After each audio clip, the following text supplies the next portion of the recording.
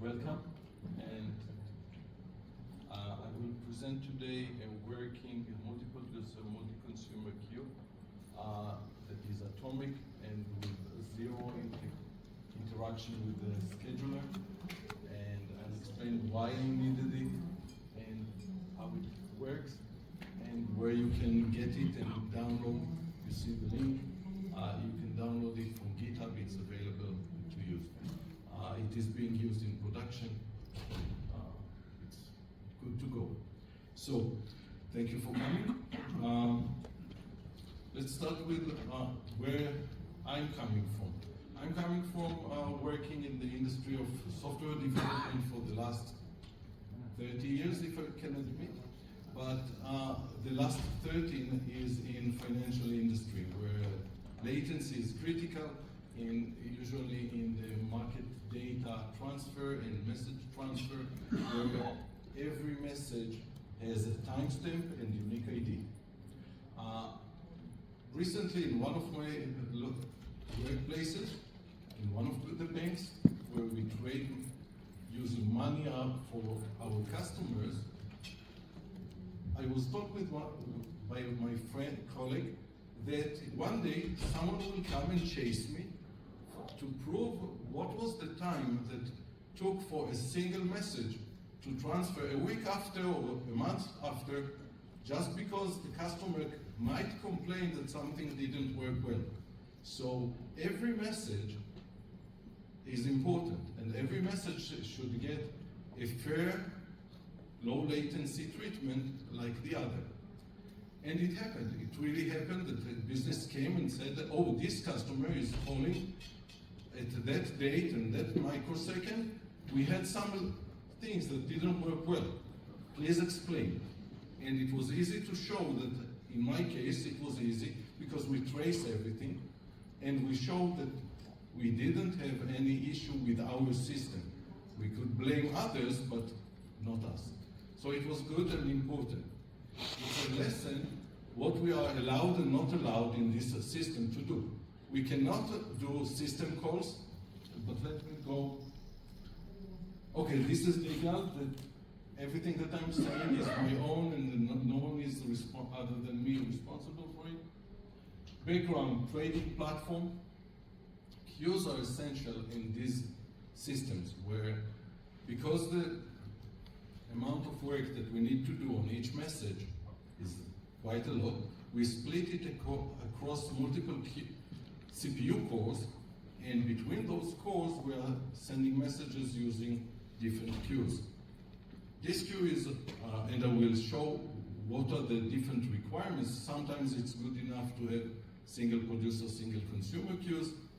Sometimes we want more functionality from the queue to be multi-producer, multi-consumer queues. So in trading systems, we have a very strict requirements on latency.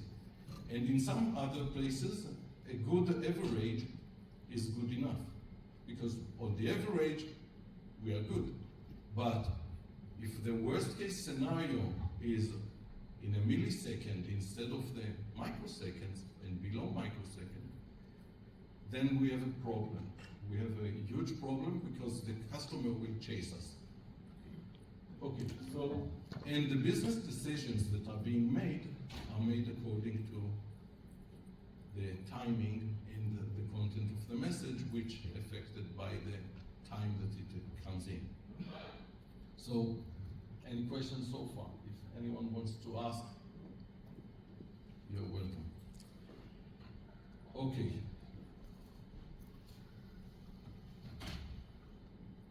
For example, this queue that we will see in the next few slides can be used as input for thread pool. So all the threads can consume the data from and process it in parallel. And this queue can be used in places where the data that comes in is not at the exact constant rate. Sometimes it has a high bandwidth and a low inter-packet gaps, and sometimes it is slower. And in trading, we have very large variety of rates, because in some days the day is at the middle of the day and it's quiet day, not many messages come in. But in rebalance day or in other days that we have high bandwidth, we can have 10 or 20 times more packets. So we need those queues to buffer those incoming messages to handle the burst better. Okay. Yes. Can you elaborate on this thing about like worst case? It seems to imply that you must have enough consumers to keep the queue from getting very full and stay full for a long time. So the processing side of it, which has nothing to do with the queue, must have enough throughput to keep up. And you need to take into consideration the time budget per message and agree. And usually in production I use this queue with 128,000 messages in the queue as an upper limit in many cases, but you can increase it more and you can do monitoring in real time how much is being used. So all these are available.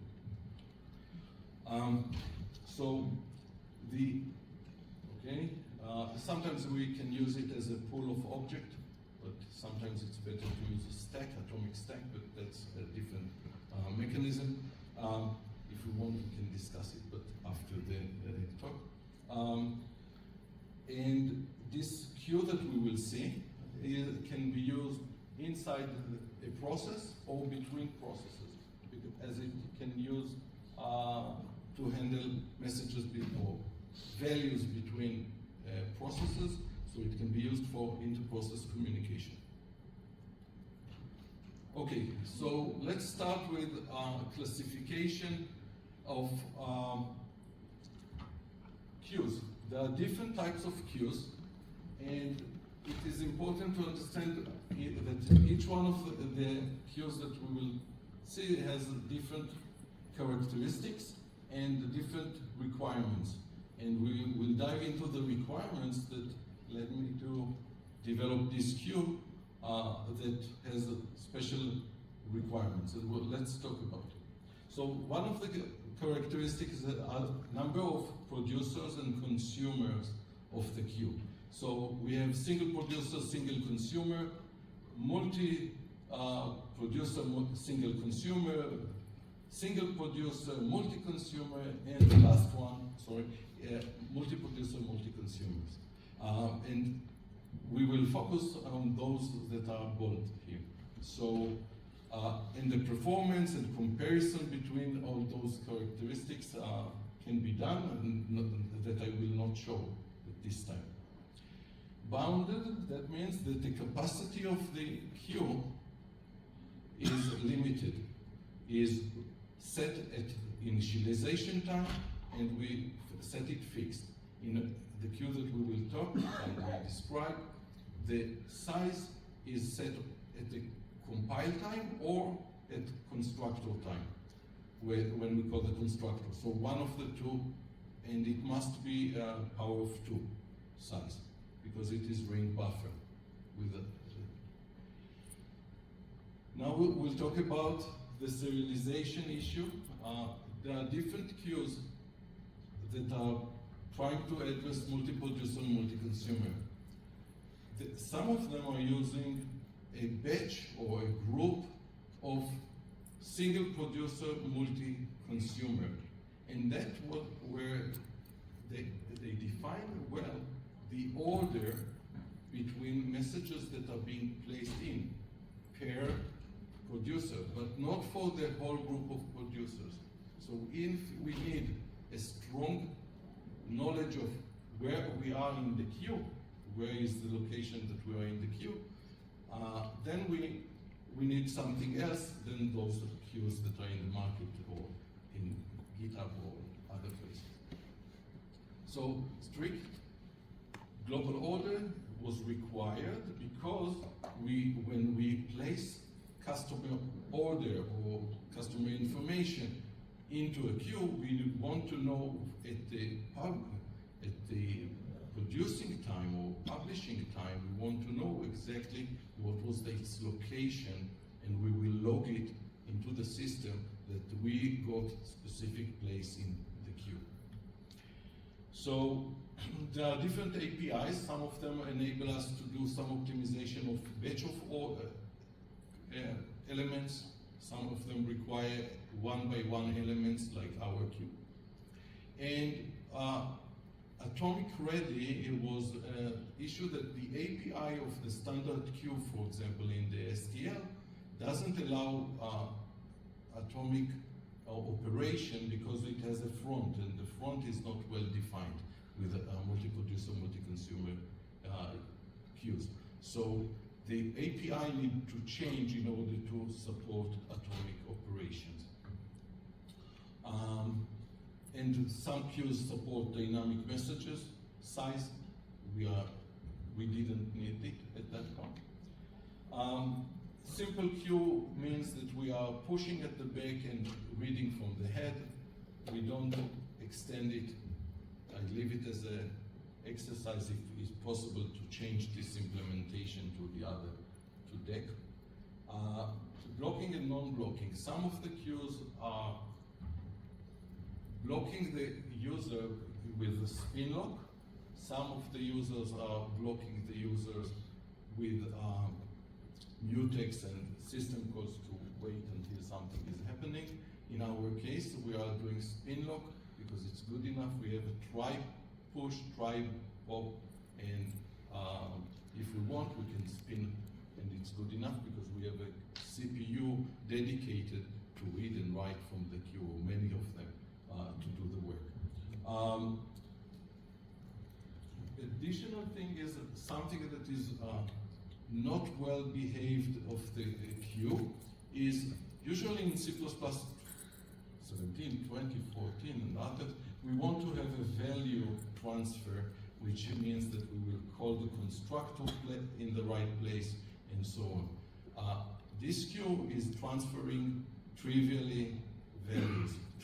values only, and there is a wrapper available on the project that can do transfer of unique pointers with the proper value semantics of those queues. So if you need the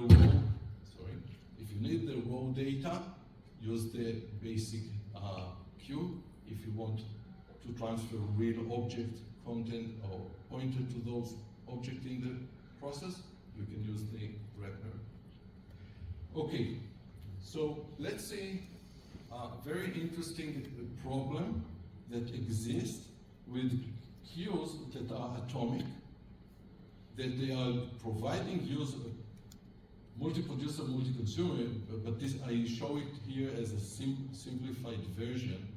What happened here is something that I couldn't, sorry again, this is something that I cannot accept in my queues, because what we have here is waiting between two operations on the sender side. So we see on the left side, we see the sender, on the right side we see the reader. The writer is doing placement. It is getting atomically the placement where it gets to place the data. And that's good, because it's atomically done, it is efficient, and it is, if there are multiple producers, each one of them will get a different value, so they can work on each one of the data that is allocated for them. But they update and complete the update of the entry in the queue in a separate instruction. So we get a problem that the reader, even though that it knows where to read from, it is waiting for the second operation to complete in order to read the value. But that means that the reader might be blocked by the scheduler that was hitting exactly where we don't want it to hit. And when we have millions of operations per second with about 10 or 20 producers, we have a high chance that we will hit it. And we will have a scheduler time delay where the queue is not propagating data and it is blocked. So in many cases, and this is from queues that are available today, it is easy to get along with it because it's once in a million.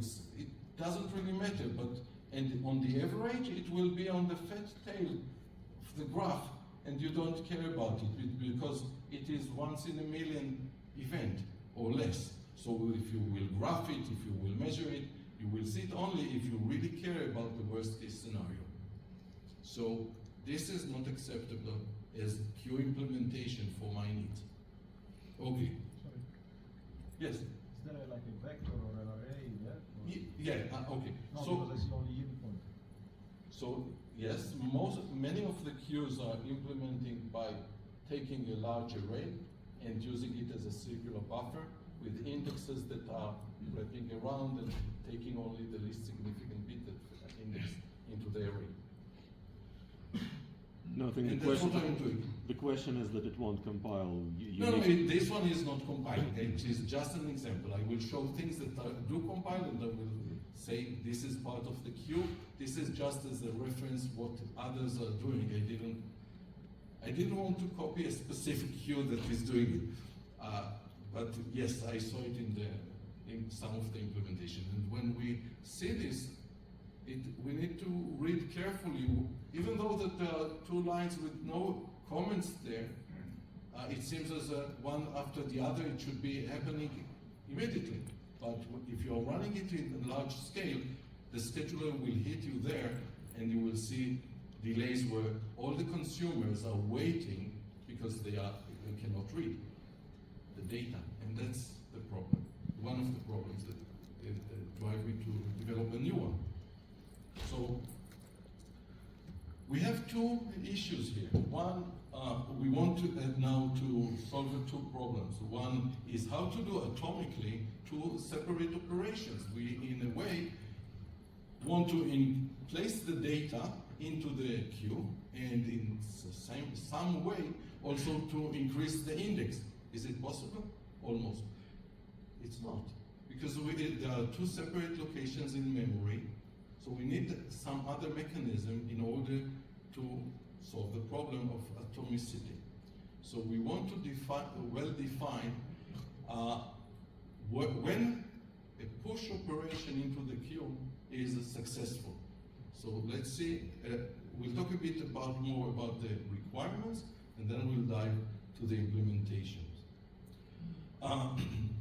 So we want to have a minimal latency on pushing and popping data into the queue. I want all the messages to get the same treatment. I don't want some of them to be delayed by system calls or scheduler or things like that.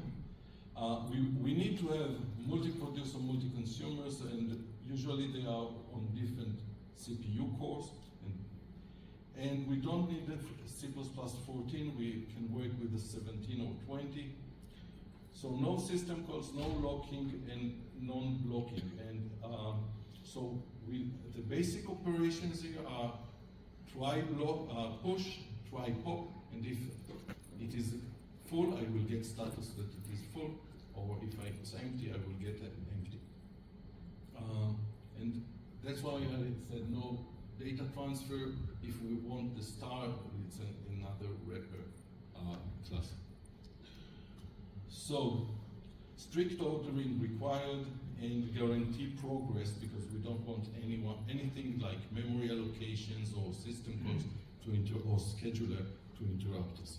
So how do we solve this problem? Let's talk about the design. The design is to have a set of entries that each entry has both the data that we want to transfer and some sequence number that knows what is the entry place in the queue, and a flag, one bit flag that tells whether there is a data or the entry is empty. So this is, and we have a set of these entries, and we use them as a circular buffer. This queue also, because it has a status inside the entry, it can be a queue of one entry. So 2 to the power of 0 will lead us to one entry, and this queue is working, it's performing as the best it can, but if it shows that the functionality is correct even with one entry. And we'll see it as some examples. So entry is, we have an array, and we have a single operation that will define whether we succeed to push or pop data to the queue. And that is the entry modification in atomic, and I need to explain what is atomic. So let's talk about hardware operations. Atomic operations are operations that we can be before it or after it. We cannot stop in the middle. So it's atomic, undividable, indivisible operation. So the scheduler cannot stop us in the middle. And that is very important, because if we have two operations that we need to complete one after the other, scheduler can interrupt us. But atomic operation, it cannot interrupt us. It can do before, so we didn't do it, or after we completed the operation. So the definition of success or failure to deliver a message into the queue, out of the queue, is whether we succeed or not to change an entry inside the queue array. And we'll see that the operation to change the indexes, the write index or the read index, is a separate operation that can be done immediately after the push or pop operation, or we can do it later on, because maybe someone else at the same time was entering and pushing and increasing it. So there is a collaboration between all the producers and all the consumers, so they can increase and progress of the index for the others that just was hit by the scheduler, for example. So if I did some operation of placing data into the queue, I need to increase the write index, and I'm going to, by the scheduler, to sleep. At that time, if someone else is trying to do the write operation, it will see that there is a operation that was in process but not completed. It will collaborate, it will do the progress of the index, and will try to work with the next entry in the queue. So that's the idea, that there is a strong relation between the index value of the reader and writer and the value of the sequence number inside the entries. And the sequence in the entries is being initialized at the initialization time to say, oh, the entry is empty, and this is the sequence number when we will hit it. So it is, and we will see the different states and also how it is being translated into the code that makes the decision in which state the queue is in. So, questions so far? Okay, so let's see some code. Okay, a bit more about hardware, because the first line is saying something strong. We require alignment of each entry, and the entries are being aligned to a cache line, and in order to separate the access to those entries in the queue in a way that no two writers will write to the same buffer or cache line, and no two readers will read from the same entry at the read time. So the separation is strong. The idea that we are using here is a cast operation on 16 bytes if required. So the size of the entry, because there is I'm not going through all the code because it's too complex for 1 hour, but it's important to see that this entry has two parts: data and index sequence number, which the least significant bit is the data flag. And we can see it in the is empty, is full, and get data and get sequence number. So this is the entry. It will be aligned properly, and in case of 16-byte compare and swap operation, this is the requirement of the hardware. The hardware requires that 16-byte entities will be on 16-byte alignment. Just to remember, it is part of the code. Okay. Yes. Did you have a particular motivation for preferring a union? Yes, and the trick about this union is because I needed to access the same data once as a 16-byte, and this is entry as value type, and this type doesn't have a constructor, or it has an empty constructor, so it will not initialize by default when I'm creating those objects. So that's why I'm using union. And yeah, I'm using it in many other places where I need to construct object without calling the constructor. And later on I can do placement new. That's another thing. Okay. So let's see what we have with first. The indexes are 0, the entry is 0, queue is empty. We want to place, to do a push. It reads the right index, it sees that this entry is empty. The sequence number that is there in that queue entry is 0. So it says, oh, it fits my index value to touch this entry in the queue. So I can do a compare and swap on that queue entry with a flag that says, oh, data is available, and this is the same sequence number because I didn't do any progress to take it out. So this is a single atomic operation, right? Compare and swap, changing the entry, both the index and the data, and setting the flag to value is available. The reader at this time will look at the read index, will look, oh, I see that there is a, but in the cell with the same index number value, has data. So I can read it. What do I need to do in order to read it? That's the trick. The trick here is I'm changing that entry to the next iteration value as empty.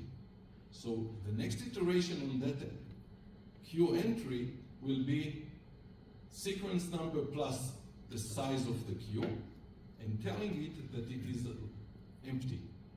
And that's how the progress is being done. And then each one of them will, at his own time, or her own time, depending how we call it, but the software itself will do later on the progress of the indexes. So let's see it in more closer look in the code. Question? Hardware interactions. Okay. Most of the work here in this queue is using the atomic operations of C++17. I'm using the is always lock-free, otherwise no queue, because in some case I need to do the queue on GCC. GCC will not guarantee it, even in one of the recent versions. So I'm using the intrinsic operations by GCC. It is part of the code. You don't need to look. If you want, you can look at it. So the indexes are placed into separate cache lines and spaced correctly, so there is no false sharing of indexes or the data entries. And part of the build is to, when we are building tools with it, is to add the MCX16 flag. Without it, GCC will call, for some of the 16-byte operation, it will call atomic library, and we don't want it because the library doesn't guarantee that it is always lock-free. If we want it, we need it to be specified. Clang by default is using the right things, and it is placing in place the correct instructions. By the way, if you are using a NUMA system with a reader and writer on different CPU sockets, it is better to put the reader where the queue is allocated, because then the polling of the read will be done in a local memory controller and not crossing the QPI, UPI buses. So just for whoever is using it for low latency needs, the readers should be in where the memory of the entries is allocated. Okay. Could I ask just a question? Yes, definitely. Is that GCC flag still Yes. required? Yes, GCC is, to my knowledge, I didn't try it with the trunk, but I did try it with the 12, GCC 12 and so, and the MCS 16 is required. And you can try it, I tried it, I don't have the Godbolt Compiler Explorer, but yes, we can do it, and you can see exactly what type of assembly is generated, whether it is calling the standard library or not, the atomic library. Okay, so let's go to the more of the internals. Because the queue is templatized, and it is templatized on the type of data that you want to transfer as the first argument to the template. And it can be any data from 1 byte to 12 bytes. It cannot be anything above 12 bytes. But we need to remember that it is big enough to transfer pointers of 8 bytes. So if we want to transfer bigger messages, this can be a transfer of the pointers or unique pointers of those buffer or messages.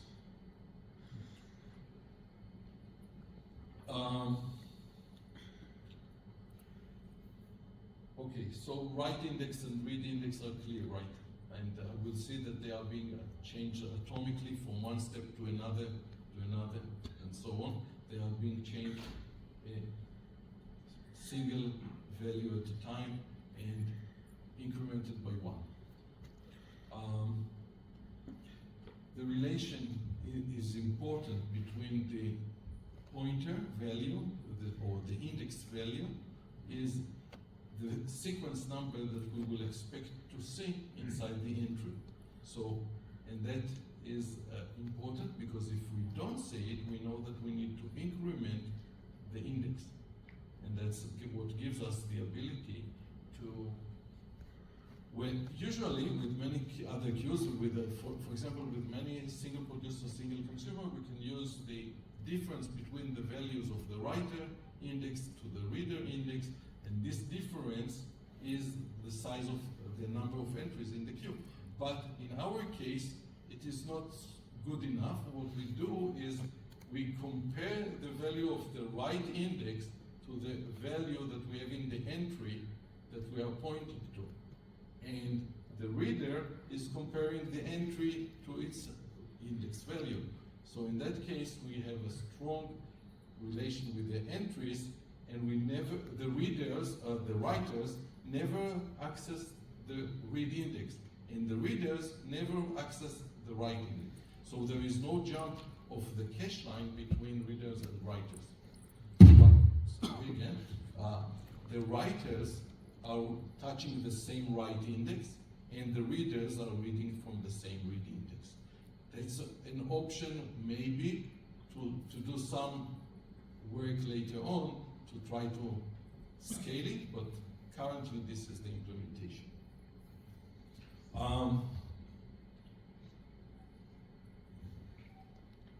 And that's the second from the last is the point that these operations, because they are atomic and clear state changes, they can be collaborated. All the producers and all the consumers can collaborate on this type of operations and making the progress for the others if someone is being blocked by the scheduler. Yeah. So these are the last 2 points. Okay, so this is a view to the queue after 2 operations or 3 operations of send and one operation that succeeds and read is ending to be done from this queue. Let's go over. Okay, this is the idea of how we do push. We set the end, we refer to the entry that the right index is pointing to. We verify that the value there is matching our sequence number, and if it is, we do atomic operation. This is number one that tells, oh, this entry has data. The reader will be able to start reading it immediately, even before we do the second part. So there is no locking, because we said that the readers are only looking at the in the data in the queue, in the entries. So immediately once this is done, the number one, it is already available to the reader. So there is no dependency on incrementing the right index, because the reader never looks at it. Okay, is it clear? That's the idea that makes it as we can do separate of concerns, readers and writers. Okay. Now there is a question. Someone sees something problematic here?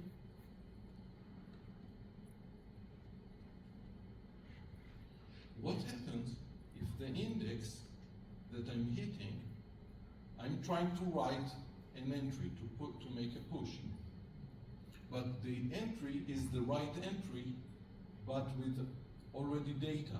What should I do?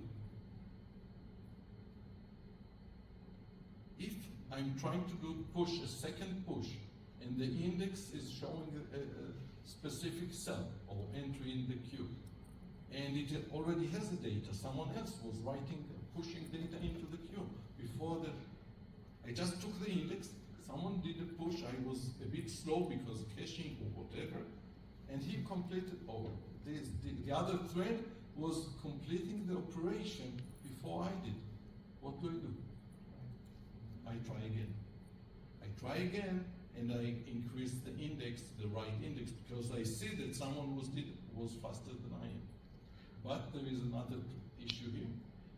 In some cases, if the sequence number doesn't fit my index, but it is an old index before a full round, then it means that the queue is full. So I can know the full state of the queue by looking at a single entry, because I can see that the index is from all the round of iteration on the queue. So, and we'll see it in the implementation. Here is the queue, push, yes? Maybe the code will explain it. Hold on, Okay. I'll read it then and maybe I'll... Yeah. So you can see that this queue implementation, the first yellow line is saying, oh, is it empty and has my own sequence number? If so, let's write it, let's try. We will try to do the compare and exchange in the if statement. And if we succeed, we know that we can return true. And if this template is not compiled as lazy writer, then we need to try to make progress with the right index. So this is the first case, the simple case that we see an entry with our index, and it is clear, ready to write. Okay, so there is another case where it is not, and the other case is that I just need to increase the index, the right index. And the third case is when the queue is full. Okay? So this is the infrastructure that we have inside the queue. No one downloaded and tried it from GitHub? Yes? So the compare exchange to the right index is not an Sorry, it's not? compare exchange strong of the right index, it's not in a loop, it's just a one-time. Right.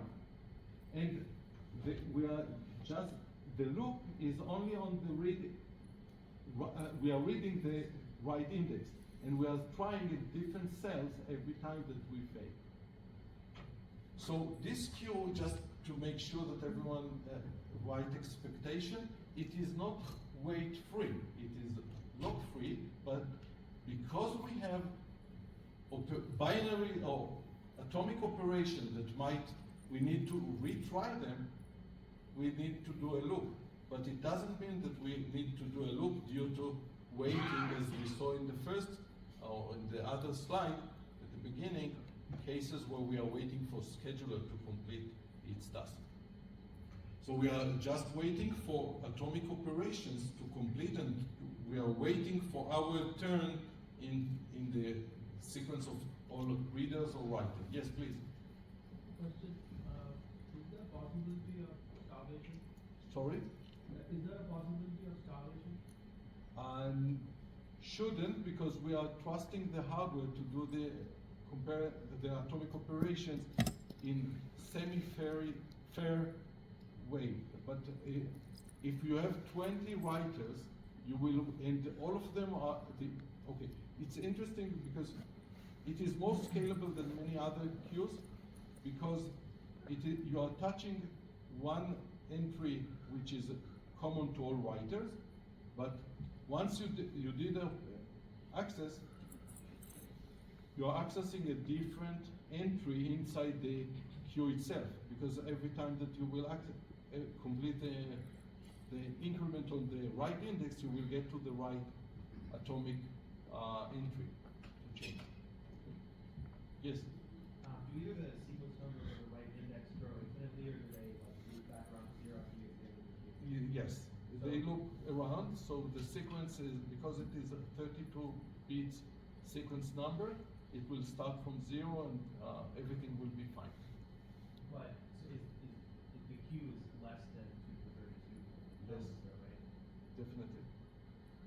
So, one wrapping around is inside the sequence number. That's why the size of the number of entries is power of 2.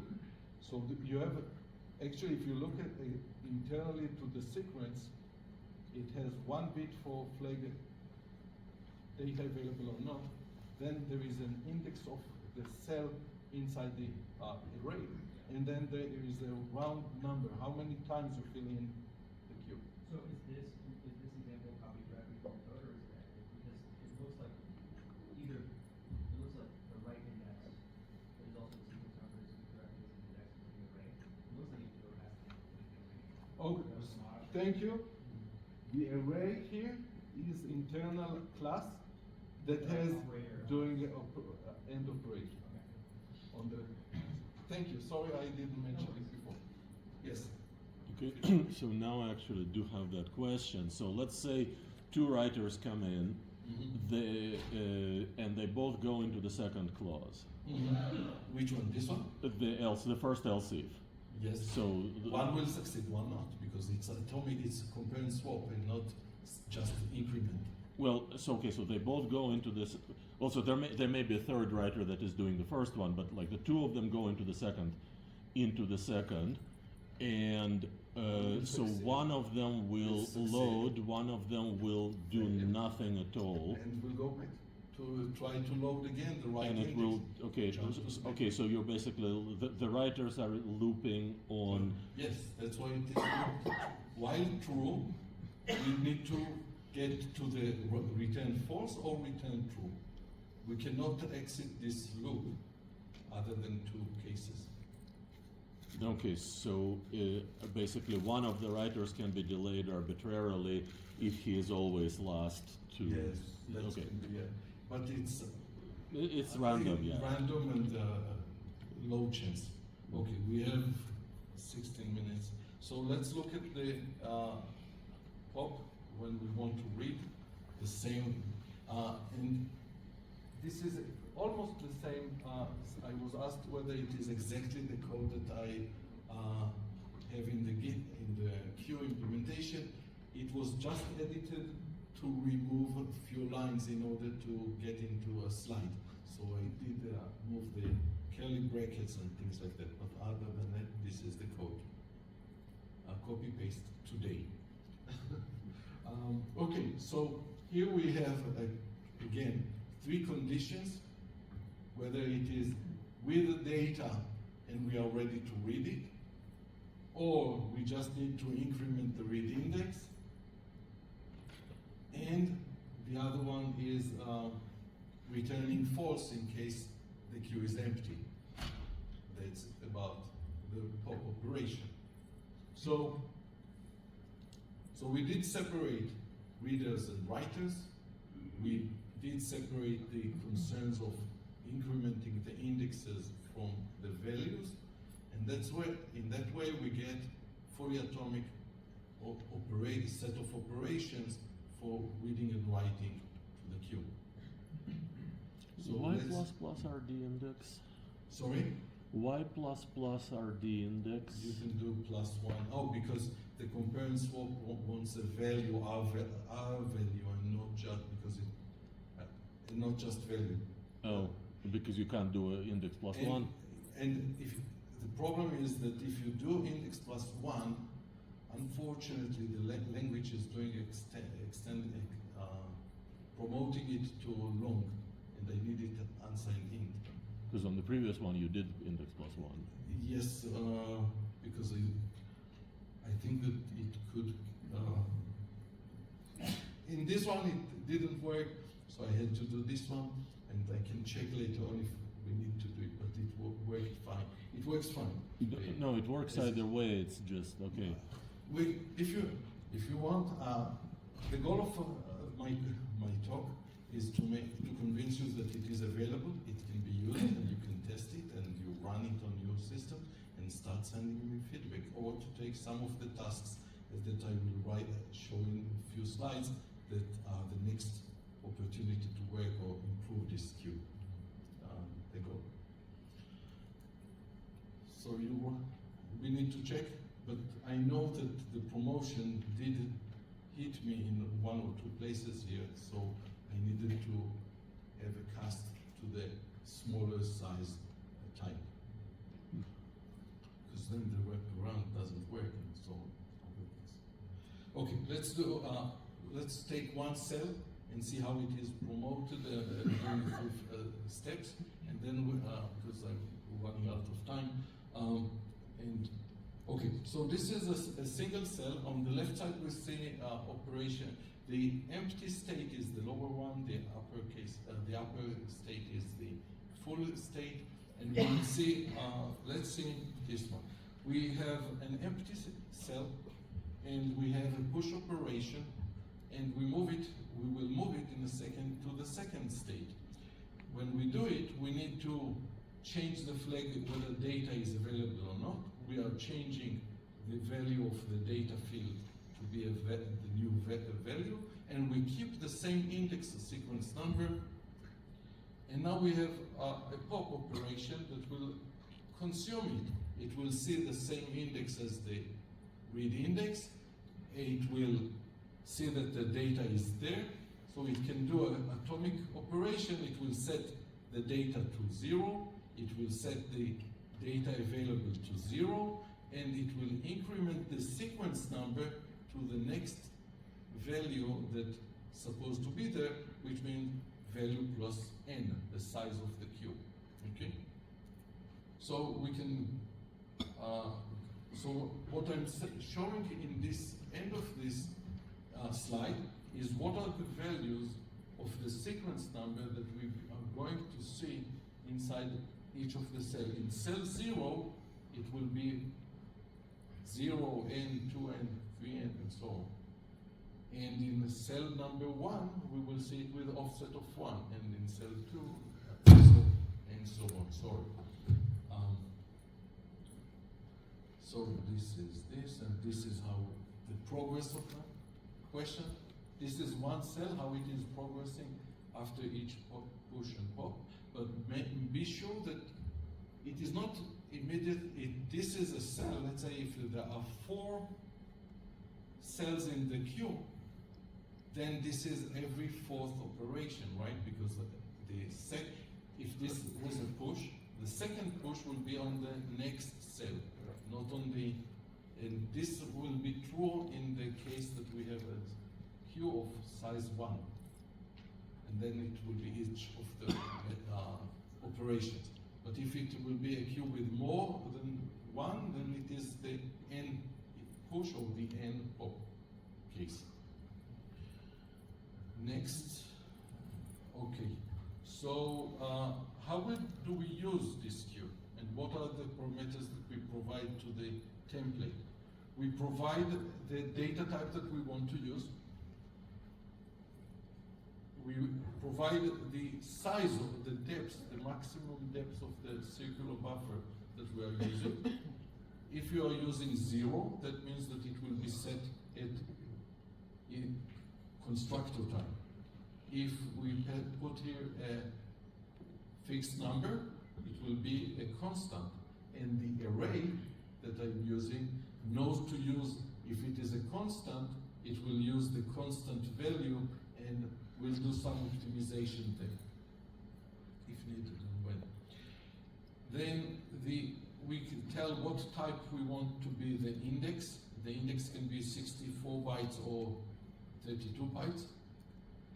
And we tell the instantiation of this template whether we want to do lazy progress to the reader or the writer.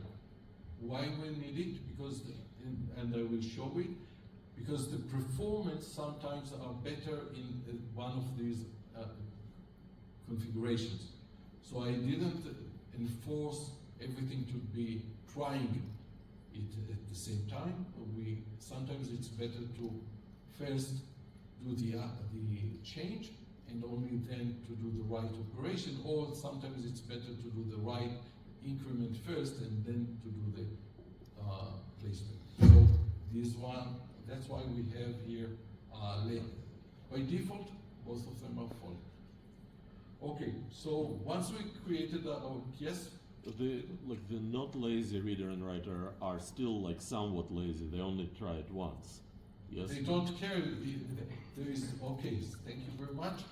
They don't need to try it more than once, because if it fails, that means that someone else did it. So they don't need to do it as a loop. Thank you. You see? But it means that like the lazy half of it took care of it. Someone else. Yes, someone. And if you were compiled as lazy, you didn't try, and you did it at the first iteration of the next one. Yeah, okay. So once we created a queue, all the readers, all the writers can access this queue instance. Yes. Can you show the pop operation again?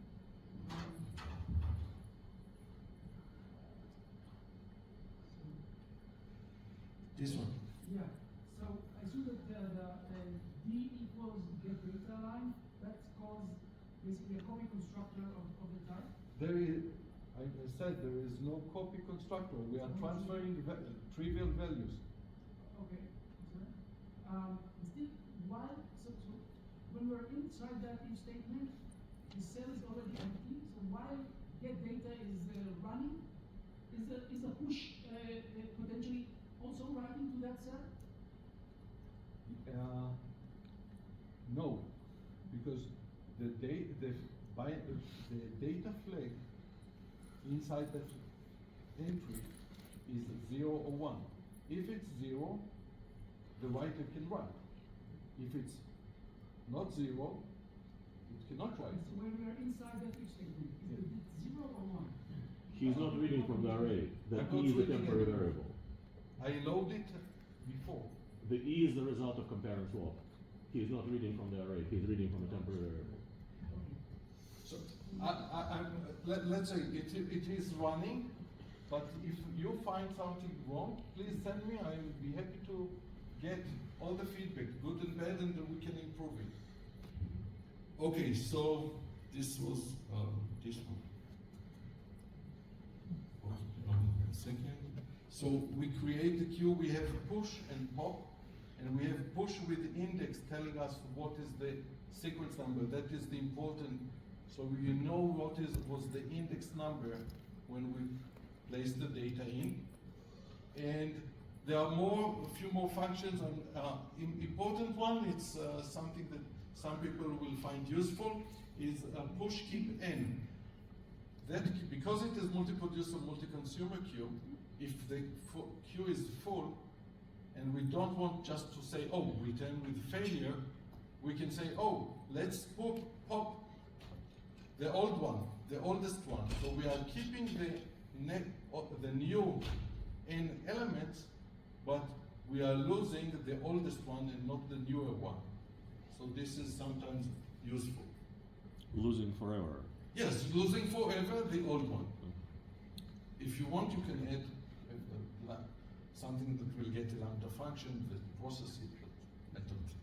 It's open to development. Okay, how to use.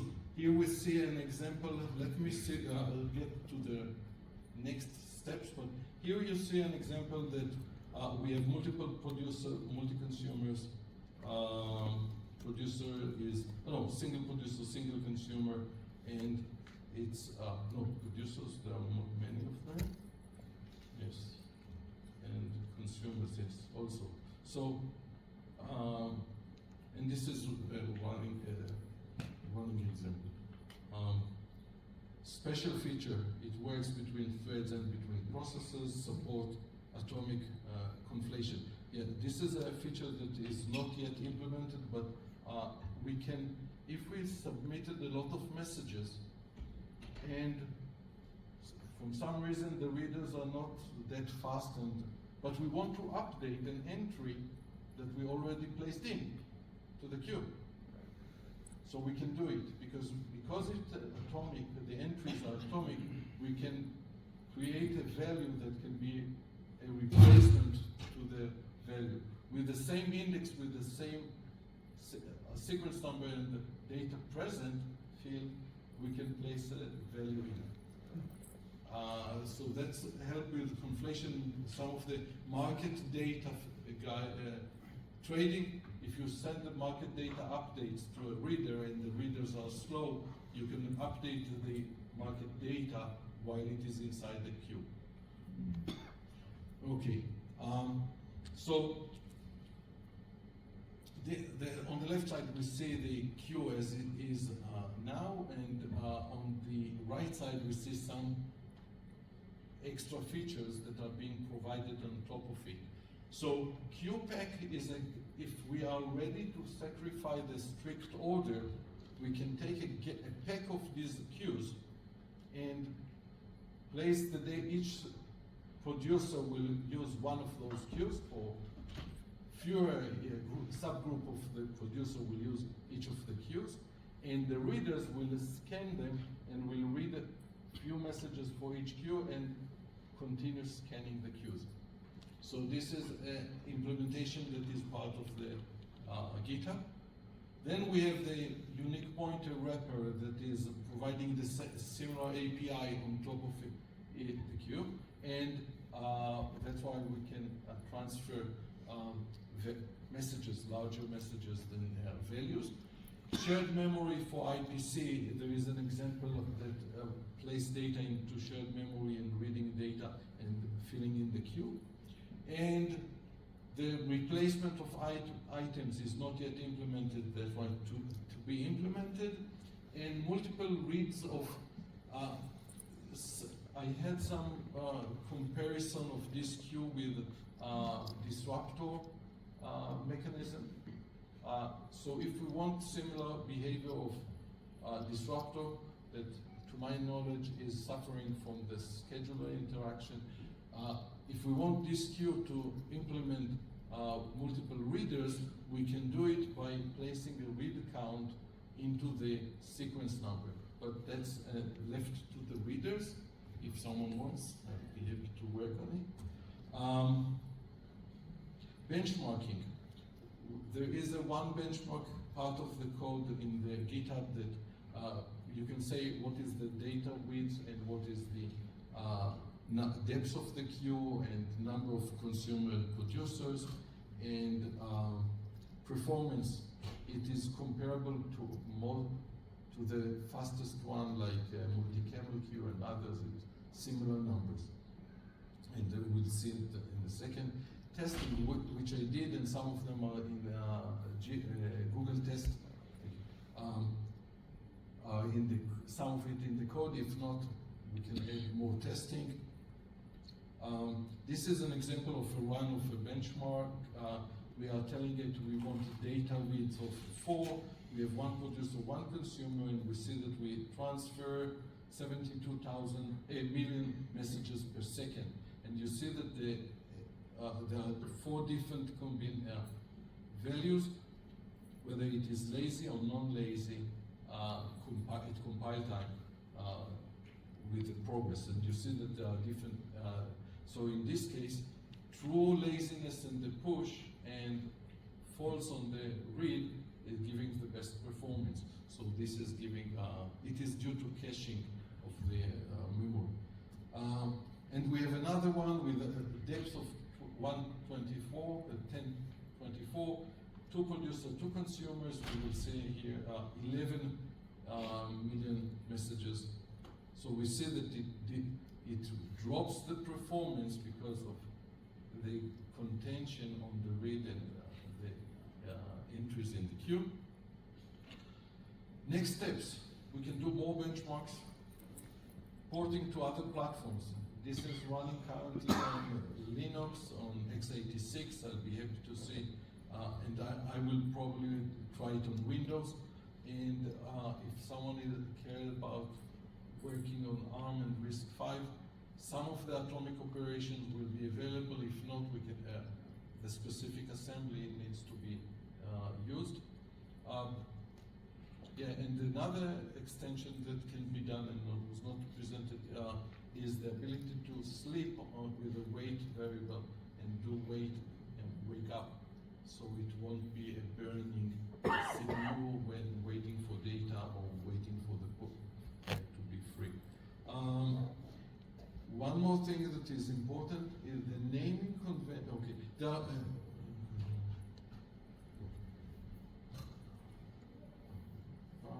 one second. So this is the summary, and these are the links, and this presentation will be available. Thank you. And one thing that I want to mention is that the Working Group 21 released a paper about concurrent queues. This queue is providing what they are looking for, but with a different naming, because this push and pop are actually try push and try pop, because they can return a Boolean value. So if we want this queue to be matching their needs exactly, some renaming of functions should happen. But that's it. Thank you very much.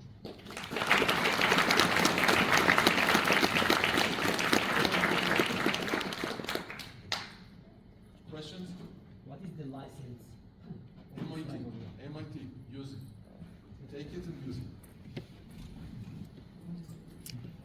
Yes? Can you say a few words about how the development went? You mentioned some things where the width of the types mattered, and it sounded like you had written it and then found out that it mattered. So how did you test it? How did you make it correct? I can say that I developed a first version on wide 16-byte values, and I saw originally, okay, in many other queues you see cases that in order to make sure that the queue is not running on itself, you keep one value as empty always. And because I knew that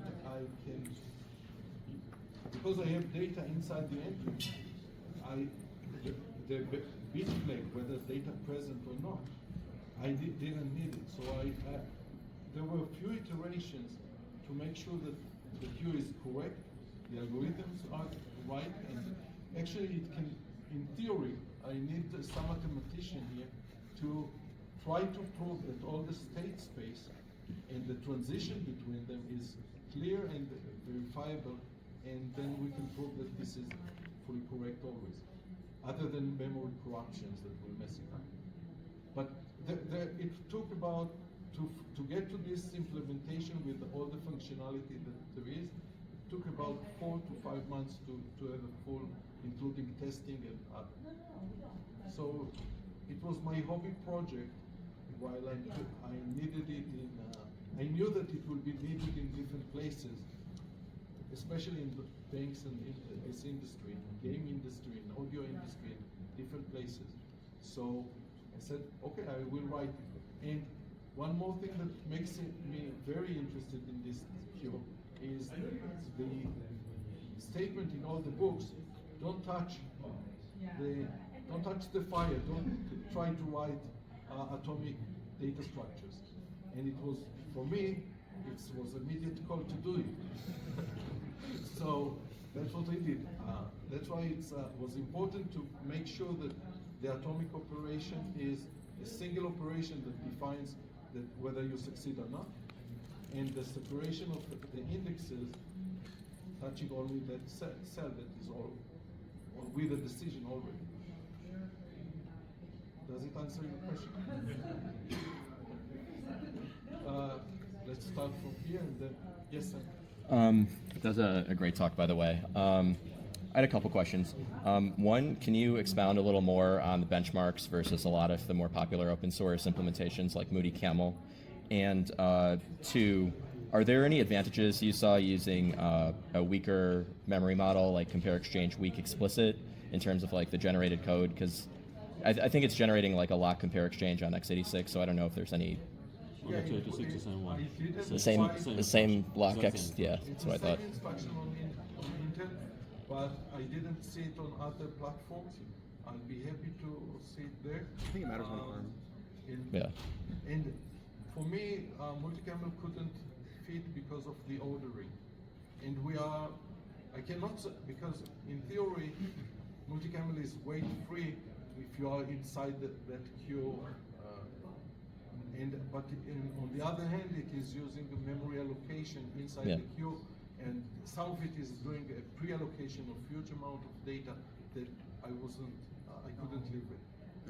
Erez, I didn't mean to interrupt, but by the way, just Guy Davidson will be working a lot on comparing queues for this. Okay, Yeah. nice So to you meet should you. speak. I'll be happy to speak and contribute. I need to get some lunch.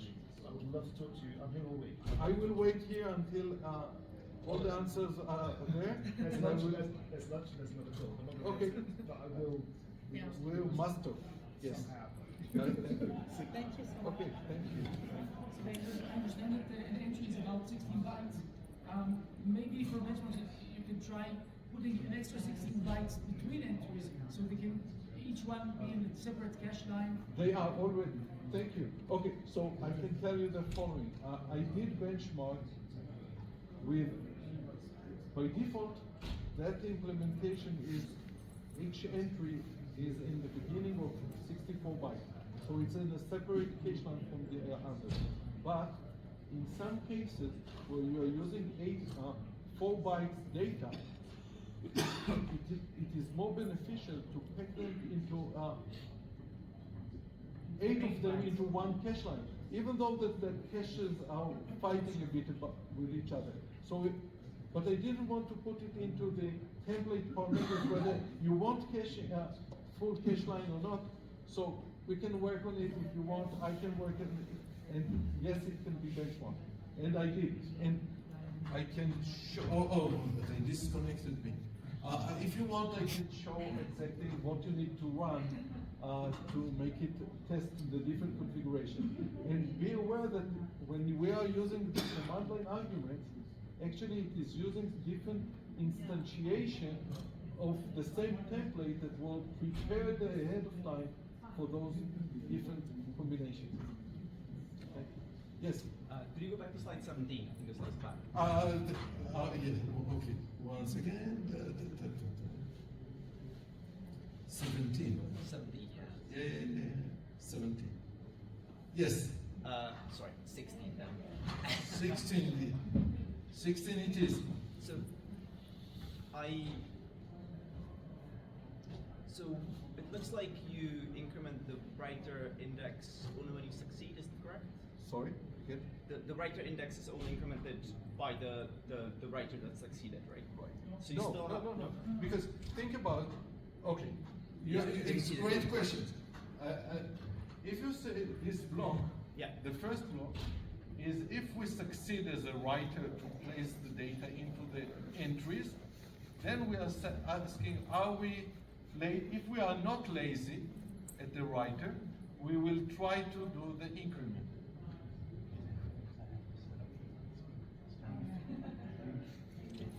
all of them try to be incremented. Only the first two. So- but there is a catch-up increment in the If first one. another one will hit it, And that's just, it will fall to just the that thing in other the loop, so it will keep combination. moving and incrementing until it's good. Right. Okay? Because it will find that the entry is full, but with our index, so it will increment the index. Right. Okay? That's the logic. Yes, please. Do you think you could get away with not sharing the read index between readers, having each reader have their own private read index to avoid contention there? Perfect question. Left to the reader. I'll be happy to research it, Yeah. because this one I think that we can prove that the Right. state machine is clear Mhm. and compact enough that the state transitions are very clear. Yeah. Once we are adding multiple indexes, let's say you have 2 indexes to the readers and 2 indexes for the writers, a group of producer will use one index and group of producer the other index.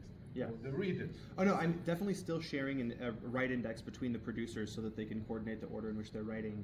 But if each reader can tell, like, oh, I want to read this this cell, but it's already been read, there's no more data, they could just advance until they reach a cell that is Yes, there is. ready, right?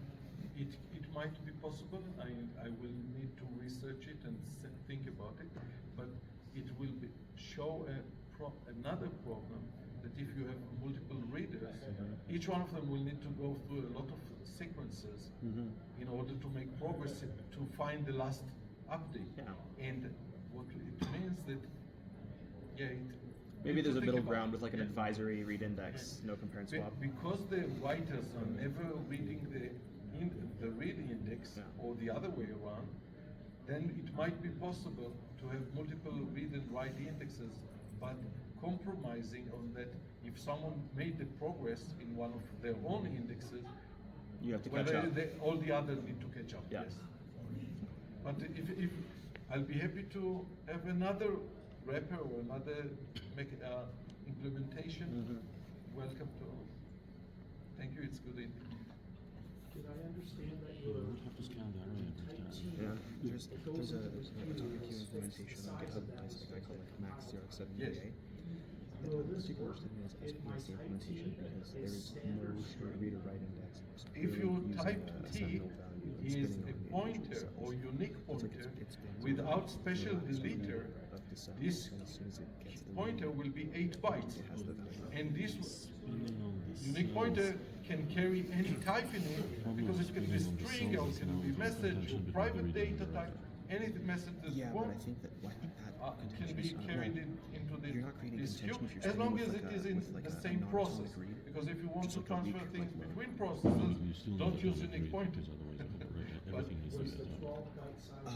Well, you can just wait for the. You can just No, wait. You don't have usually to do what- like a locked. What my An thought interlocked process is operation. that 12 Well, bytes it's will atomic be read, pointer Well, but it's and the type same as in cut. the regular read on So the Execute. Yeah, type it's cut the can same as say in the what is the real type And inside in the his pointer. benchmarks, also in my benchmarks. So you can Again, do At a least assuming variant, you an atomic sacrificing the variant entire in 8 12 bytes. bytes. So he's using one bit. And let me know if so you need like, more, contact in this me. guy's example, My contact essentially is open. you're I'm- passing through 64-bit If you are pointers, using it and and happy, if the pointer is let me null, know. then that's Yeah, so you basically So I use saw the you had queue a of atomic bullet point pointers. right at the Yeah. end about, I guess, we- changing from having options such So from producer consumer. the problem with queue of atomic I don't read pointers is, So changing from as a reader, where do you begin? You still need the read index. Right, I think each reader. So, I've copied his implementation, and each reader has So multiple readers in a with the multiple same reader value. implementation, each I reader can has their discuss own it, read but I don't index, want and to they, hold like, read everyone. forward to Okay. the slot that's available. Anyway, thank you very much. MPS